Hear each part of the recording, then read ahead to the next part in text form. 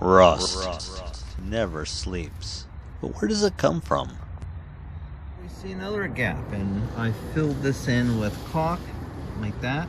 This will become clear and it will look like there's a gap. That's the downside of clear.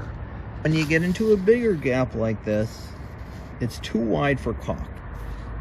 In this case, I use polyurethane foam. You have to be very sparing because it will increase about 2 to 3 times in size. It happens to all the RVs. The screw gets rusty or whatever, it pulls out.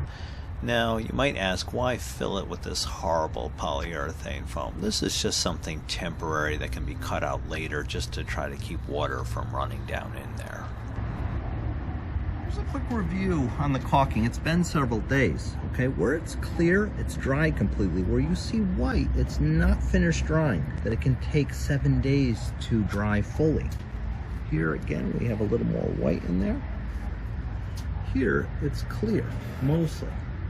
A little white. And this is what's nice about the clear, is it just lets you know what parts are fully dry and what parts are. I let several days go by, it's become clear, it's fully dried, and I'm ready to put more on. When you got a missing screw, you got a place for water to go in. This one's snapped off, but look at this. See that? You get a little bit of movement. So when the vehicle's moving or going over something uneven, that movement will actually break the caulk. After caulking the edge, I found puddles of water forming overnight. Before, this was just running down the uncaulked edge. The caulk had already separated, and the reason is this moves when you push on it. So what I did is I took a 3/4 inch, which is pretty big. I drilled a bigger hole, and that made it easier to install a new screw.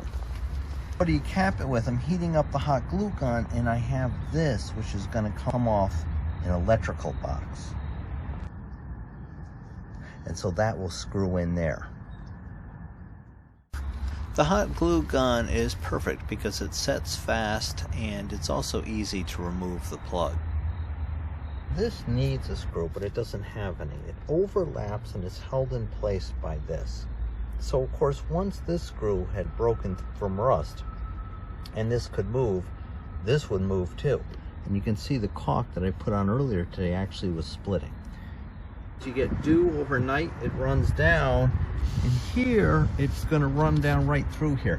Now you can see this is pulled away, and the reason is, you can see this, but in the wheel well here, there's nothing to prevent the wheel from just throwing water all over the place.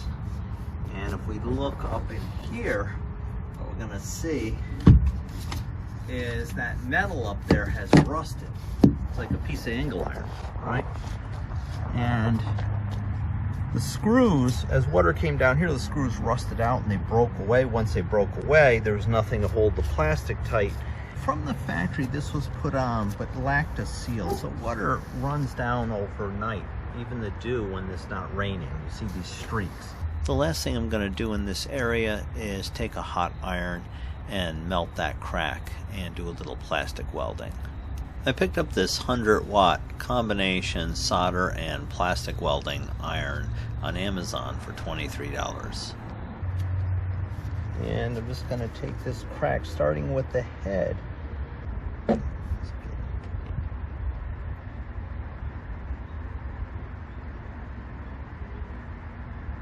Sealing up your RV really helps cut down on leaks and problems.